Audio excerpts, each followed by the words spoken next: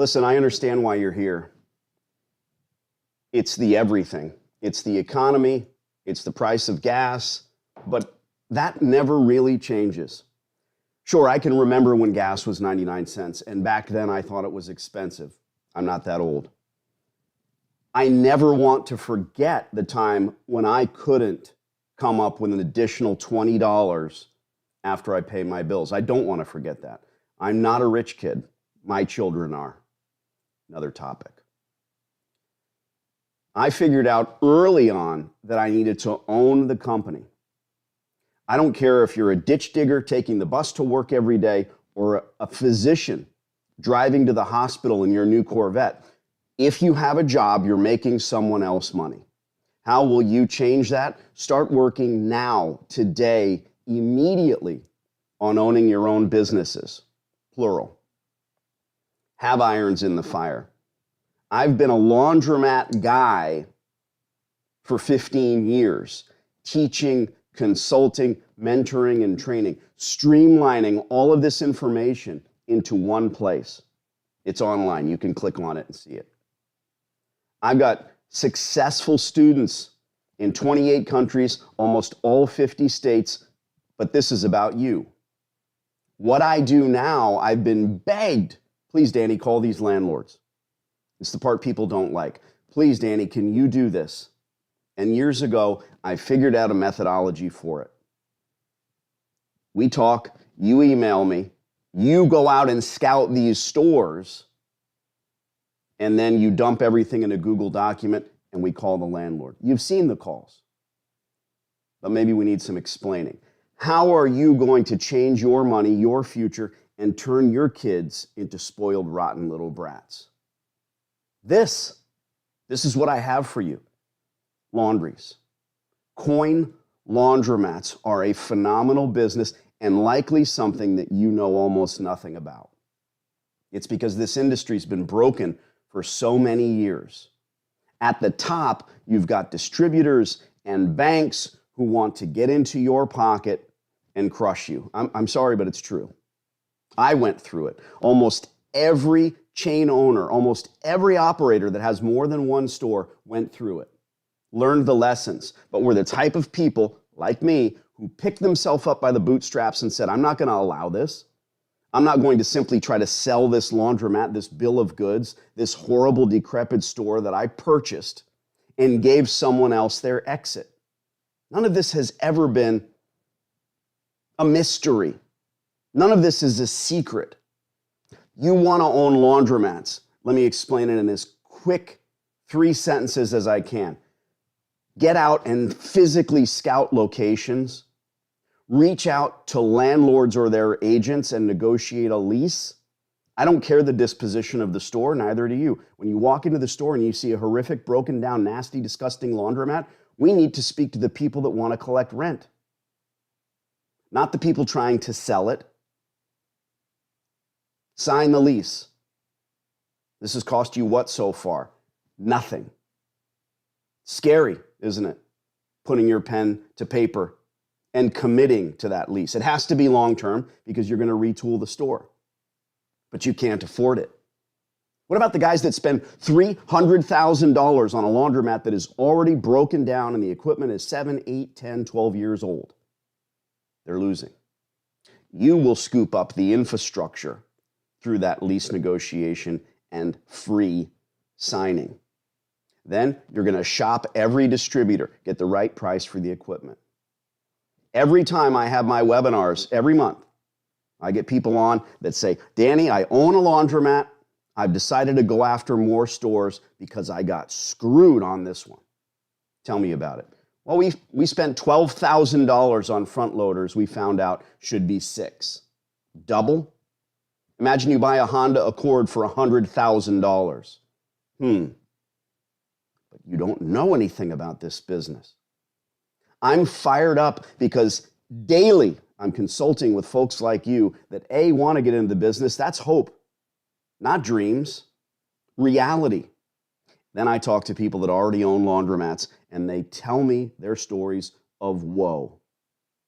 What are they going to do? Hold up their phone and make a YouTube video and say this industry sucks? That's not what investors do. People love to see YouTubes about successes. I've got videos, look them up. She lost $300,000, look it up. Then I've got the success stories that I've been building for years. You'll become one of those. You can hear my emails bing-bonging constantly. People that want to get into this business. Last week, we had a cold call to Clark, the Laundromat barn. Let's see if we can get him to pick up.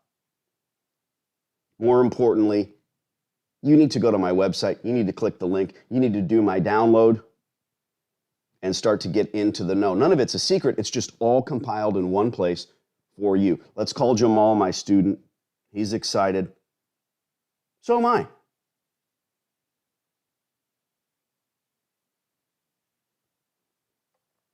I don't beat up landlords. I give them what they want. Hey, what's up, Danny? What is happening? What's happening? All right, so we spoke to Clark. It was a cold call last week, and Clark said, I don't really know what I want to collect in rent. Right? Yeah, his response email that he But then he sent a funny sort of email, and he said what? He said, hello, Danny. A 5-year lease is under a NNN leasehold agreement, has $150,000 value, insurance and clause negotiable from there. That is for the land improvements at 600 Willwood address. Yeah. I get all that. I get all that. Yeah.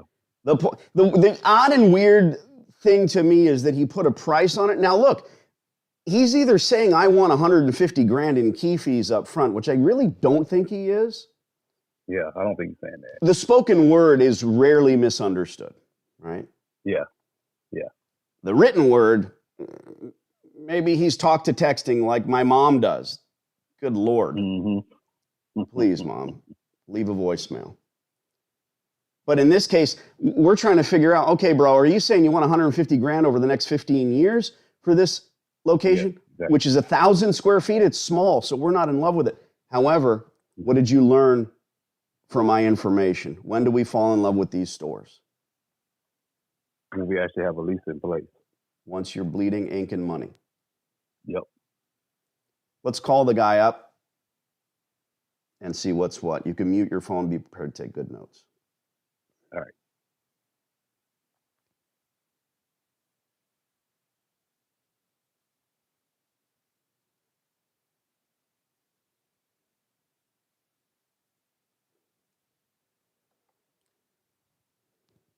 Live television.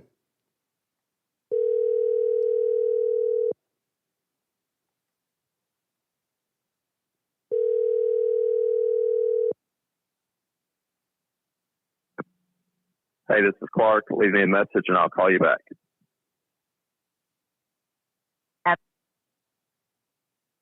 Please record your message. When you've finished recording, you may hang. We're going to hound this guy. Let's try again. Nasty.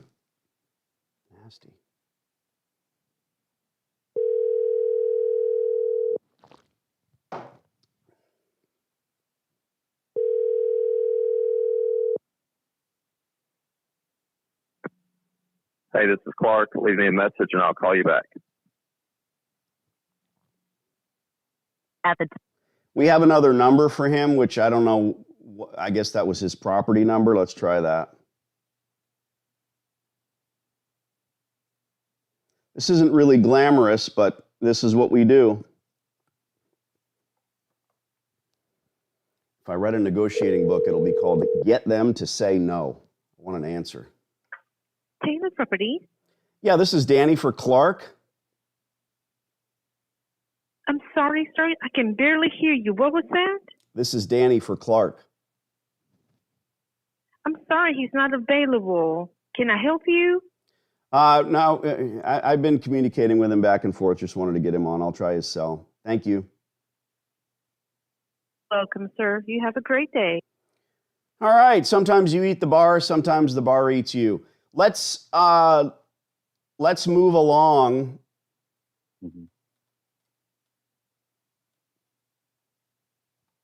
She said she couldn't hear me. Can you hear me?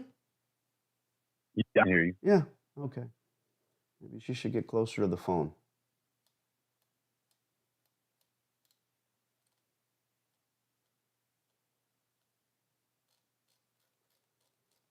I'm scrolling in the document. Okay, gotcha. And I see Georgetown Road. This is a new one to us? This is a new one. It's 10 miles away from the barn. Okay. Would make the barn would make sense if, if this one is, if I can get two of them including instead of one. Well, that's the goal. You definitely want to have a chain here. And why not? Yeah. What's unique and different about this place? Well, this place is pretty much like barely making it. It's broken everything, negative signage, unsecured chairs, dirty, filthy. Well, I hate to tell you, but that's kind of our thing, right? Barely making that's what it. I think. That's the And this guy, right is this guy wondering why he's not making money? He's got old, nasty, disgusting equipment, and he doesn't clean the place up. Oddly, I'm looking at the photos. Picture's worth 1,000 words. The pictures that you sent me, and the ceiling tile looks fresh and new. It looks like they just had a renew here. Just looking at these pictures, what I know of these laundries, someone probably just bought this place. Wow. These laundromat operators are not all poor, downtrodden immigrants that are just in there working every day. A lot of times these operators are doctors and lawyers and candlestick makers, and they've got other successful businesses, and they buy into a bill of goods from distributors and banks, and they say, oh, this is a cash cow. I'm going to go buy this place. Huh. Mm-hmm. Wonder why it did. But why are they different, those investors? Because they've never stepped foot in a laundromat in their lives. Never. Mm. So they really don't know what it's all about. Mm. They just don't. Why doesn't everybody do it? They've never been in one of these places in their lives. Where'd you get the phone number? The phone number came from the guy next door. Tires are us. And then I actually looked it up too. And the guy's name is Joe. Joe Chase. Okay. And then there's a Mexican grocery store in the same duplex. And I talked to them too. And they showed me the bill. And it's called 5 Chase Investments, LLC. So I guess that's his investment. So that's who they pay their bills to. But he works for Keller Williams, which is a relative. Okay. You see what I just wrote? Mm-hmm. Yes? Yes. Okay. Let's call Joe. I'm going to try the office number first. Let's get some action. Here we go. All right.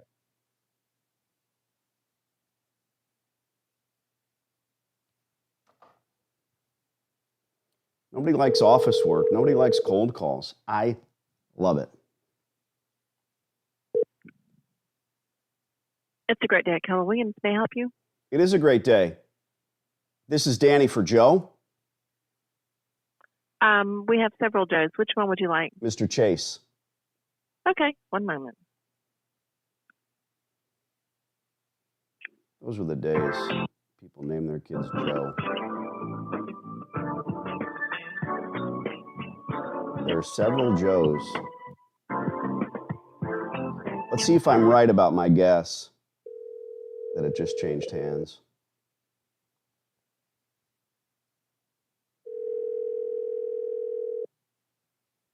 Hello, Joe.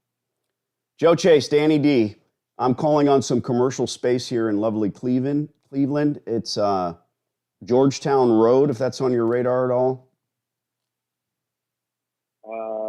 Yeah, sure. I'm trying to think something I have listed, or is it? You know, it's a bit unique, Joe. This is actually a coin laundromat. Again, want to make sure you have it straight in your head so we can talk potential terms here.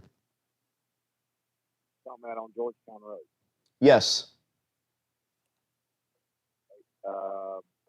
One that I on Georgetown Road is not for sale. Right, not looking to buy. So what I do, Joe, I've been in the coin laundry business for 15 years. My partner and I are always looking for locations that have infrastructure in place. I'm looking to build more laundries simply. And We physically scout the locations when we see stores, frankly, like this one that, just very aged equipment, poor operating procedures and hours of operation. Not looking to step on toes or hurt anyone's feelings here, but when we see a store like this, I want to reach out, see if the powers that be have a lease coming up anytime soon.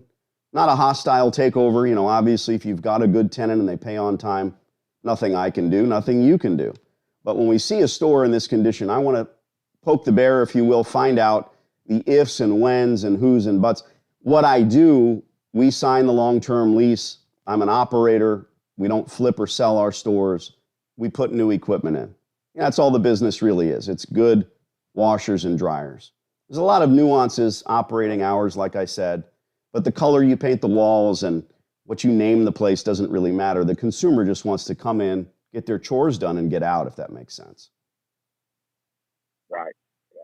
No, I know that I wouldn't be interested in doing anything like that. I mean, I think they saw everything, but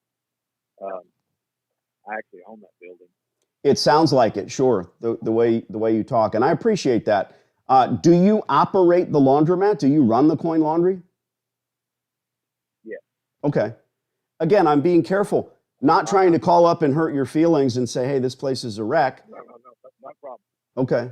But If you scout the location, you notice that we have just recently put in some newer equipment, some new Dexter equipment, and we've left space to add some more Dexter equipment. And of course, right now, if you call Dexter, which is equipment that I enjoy, you're like a 9-month wait list on equipment because they just can't get it fast enough.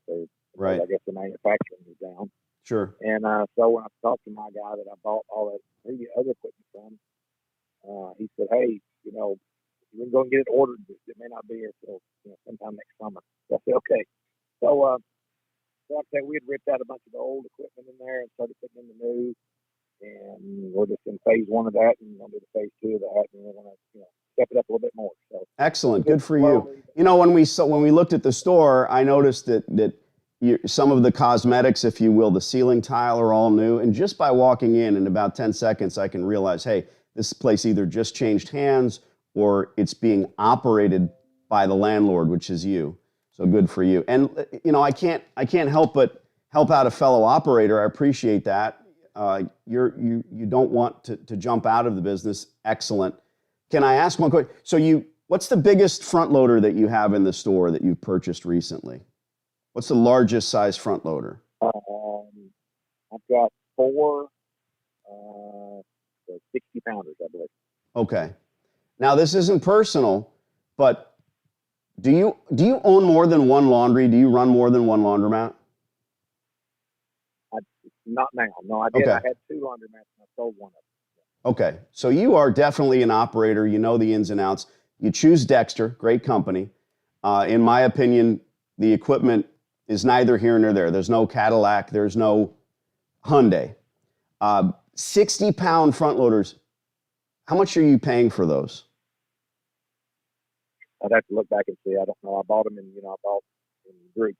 I bought 2 60-pounders. I bought 5 45-pounders. And I bought 2 of the big dryers all together in one package. So Sure. I really couldn't even break it down. I just ran to the number, and then that was phase 2. Phase 1 is I bought 10 of the 30-pound Dexters and 2 60-pounders, and also 2 of the big 50-pound dryers. I think they're bigger than that. But anyway, I'm not surprised that you don't have those numbers direct in your head. If I asked you the big number, you'd probably know what it is. But here's my point. You should be paying, and this is important, you should be paying $1,000 for every 10 pounds of wash capacity. So your 60-pounders should be costing you about $6,000. Again, I don't know that answer, so Yeah. I couldn't answer that. Isn't that funny? Isn't it funny, Joe? We don't know. We know that a Ferrari costs more than a Honda because it's common knowledge. But here we are, we're in this business, and I just can't say it enough. Caveat emptor, you've got to beware because these distributors might sell one store full of equipment a year, and they try to get that big payday for Christmas every year. Don't let them do it. Because hey, listen, I'm also a real estate agent. I've got a showing at 1 o'clock. It's pulled up, so I have to go. okay, So all right. Good talking to you, my friend. Uh-huh.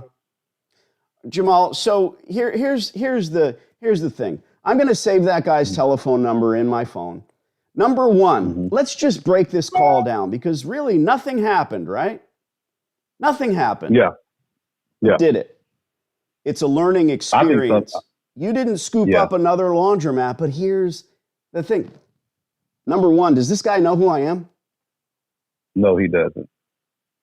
Isn't that preposterous? I don't want to be YouTube famous, bro. But all this guy had, instead of watching dirt bike videos or whatever he does, all he had to do was Google how to make my laundromat better. Exactly.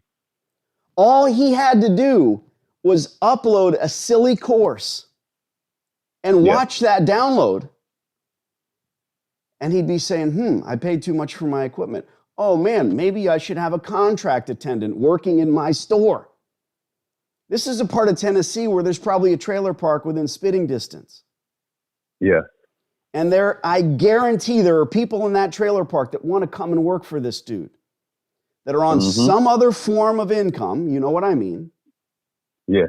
And they can step in and work 10 hours a day, and they will. People say, I don't know anybody that's going to do that. Well, no, you don't know anybody that would do that. But they're out there. How about the guy that starts a pizza shop and it's a third generation and everybody goes in there and works 10, 12 hours a day, 7 days a week in that family.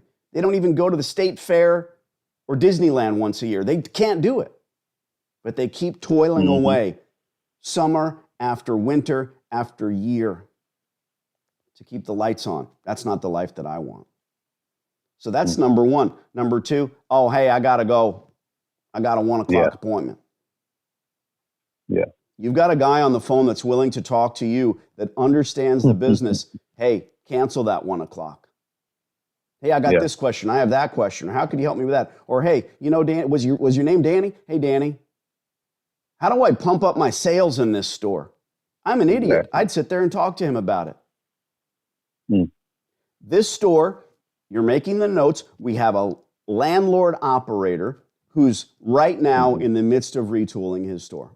Hey, I was right again. When I looked at it, I said, okay, this is someone that's trying. I've already input his number in my phone. If he calls me in 2 days, 2 weeks, 2 months, and decides, you know what, I want to go ahead and flip this store, it'll be yours. Yeah. But as for now, you've got a guy that really doesn't know what he's doing. Yeah. He looks back at those figures. Isn't it funny? Don't know. How much did you pay for your last car? I know you have the figure in your head. I know how much I paid for a comic book in 1989. How is it that in this business people say, I don't know what I just paid for those machines? How is that? Exactly. It's because of the twisting and turning and subterfuge that is involved in the entire process of selling this equipment. Here's the bill.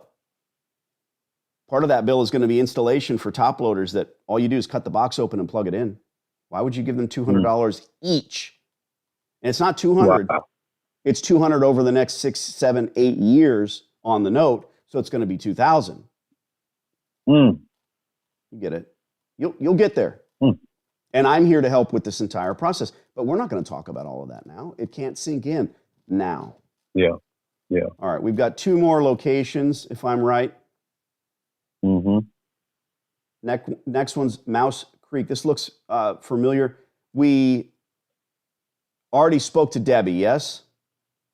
No, we didn't get a chance to speak to her. We spoke to one of her representatives. This is the gal that owns the car dealership. She's a rich kid, and she doesn't answer her phone or her cell. And we kind of threw her under the bus because last week, I remember all this. Last week we called her cell.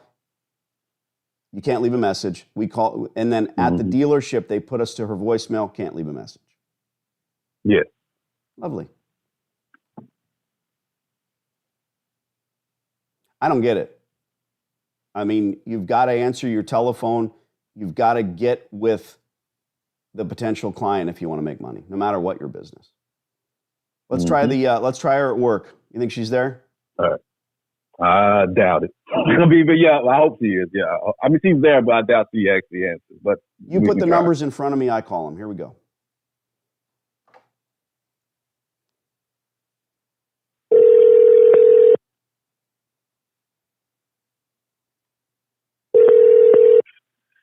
for calling the Landlord Automotive. How can I help you? Hi, this is Danny D'Angelo for Debbie. Okay, sure. One moment.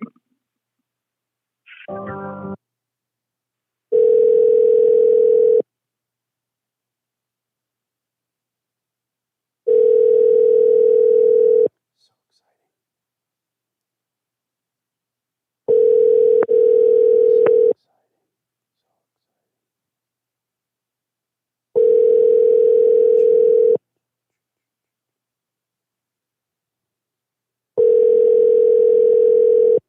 The voicemail box for this user is full. They cannot receive new messages at this time. Whee! Goodbye. Really, dude. Okay, maybe last week she had a busy week, right? Yeah. No, but the voicemail box is still full.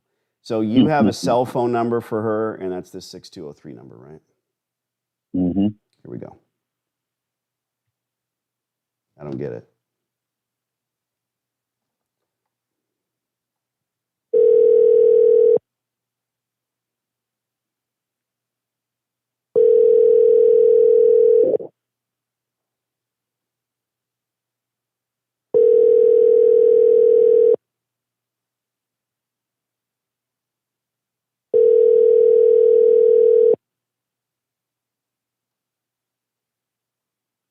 Sorry, the mailbox is full.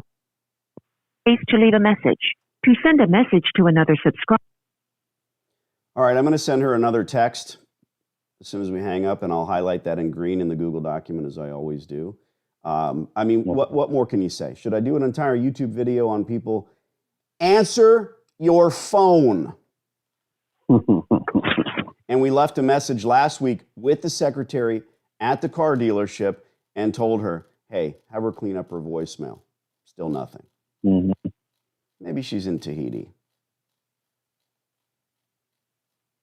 All right, we have one more chance for glory. You provided 4 stores today. And am I right? This one, we don't have an exact address. Is it one of those weird things where there's no address? Yeah, on the it? address. Well, I actually was looking for this laundromat, and this address did not lead there. And then I happened to turn down the wrong street, and it led me there. So it's one of those things where what's online is not the actual address. What do you mean online? Just their advertisements for doing laundry there, or is it for sale?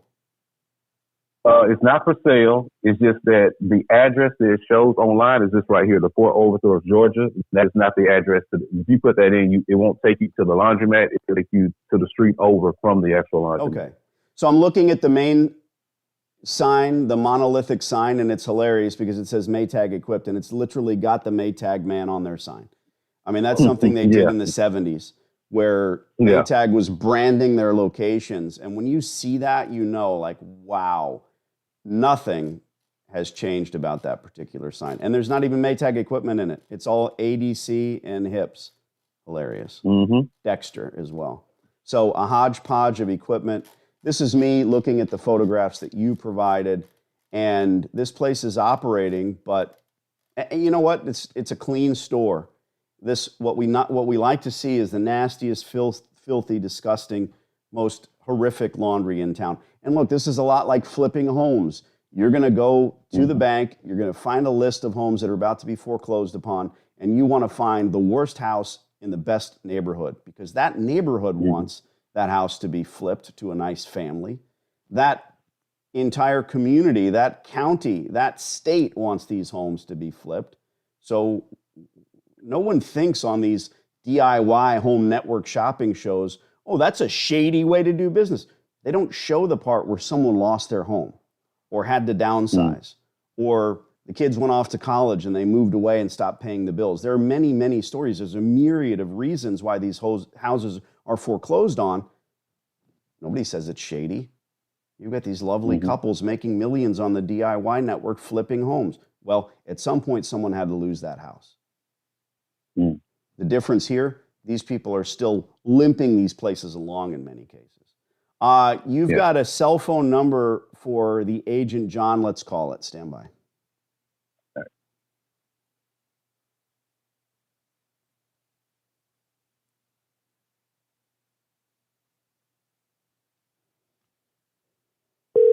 thousands of calls that I've made, and every number's in my phone.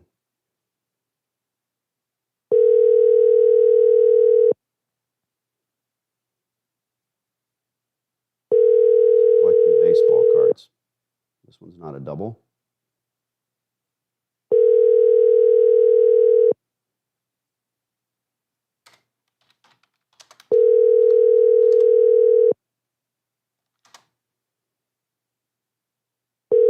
Hey, this is Wanda. Leave a message and I'll get back to you just as soon as possible. Thanks. Have a great day.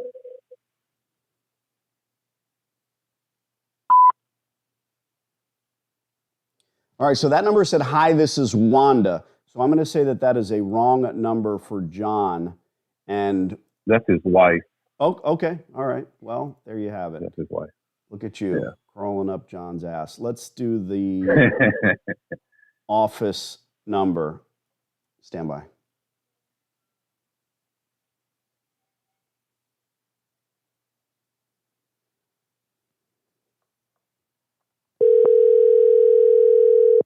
Does this excite you guys? I mean, calling and leaving messages. No, having somebody scream at me is exciting. Mostly because I give it back as good as I get it.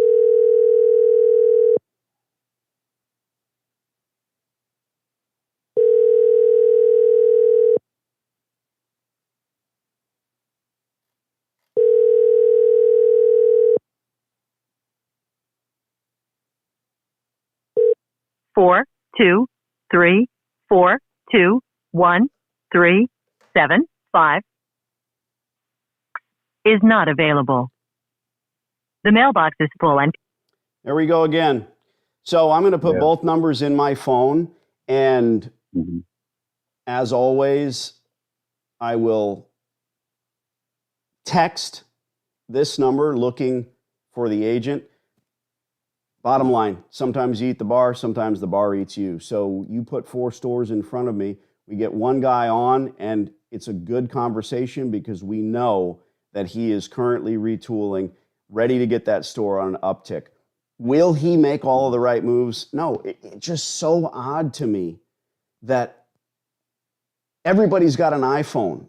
25 years ago, it was Motorola. Now it's Apple. If you told me my grandmother was going to have this computer in her hand and it was going to work for her and she was going to understand it even though it doesn't have any buttons, I'd say you're crazy. But eventually it happens.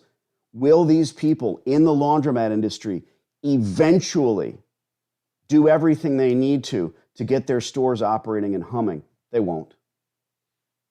They won't. Yeah.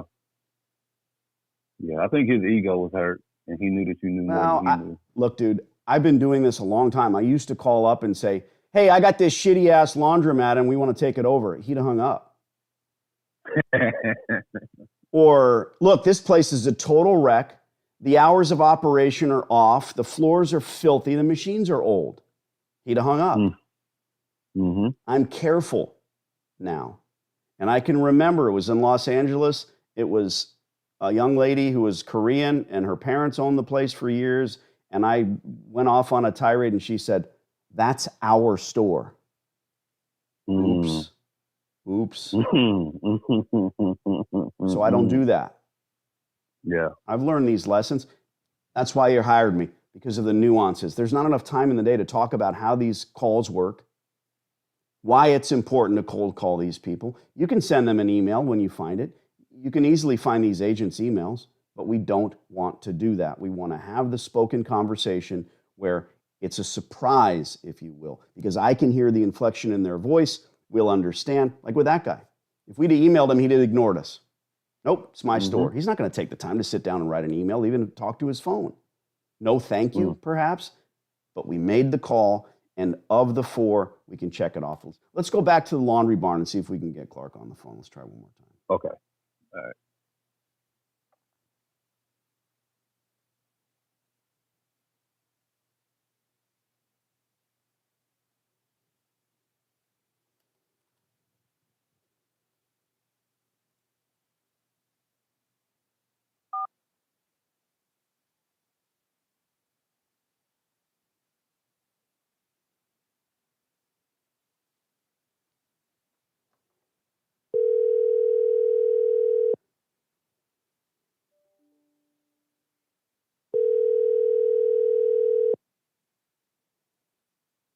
Just got a notification that I'm live. Whoops. Come on, Clark.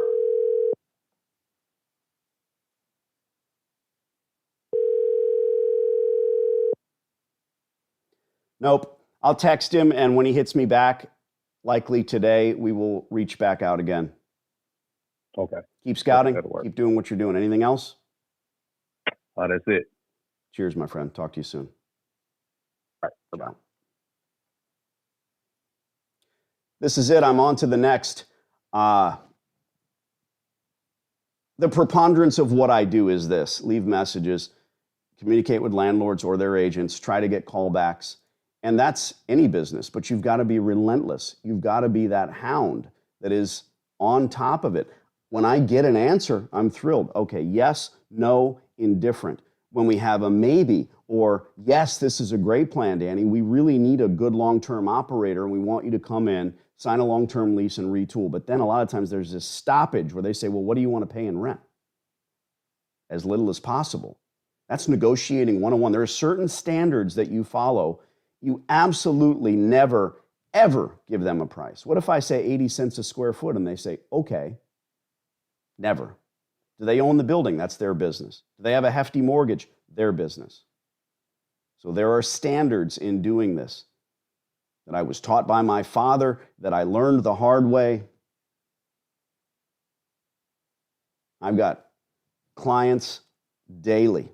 I want you to become one of my clients. Start by clicking the link, get the upload, see the information that I've been teaching, training, and mentoring for so many years. Don't let outside forces dictate your future and your kids becoming spoiled, rotten brats. Later.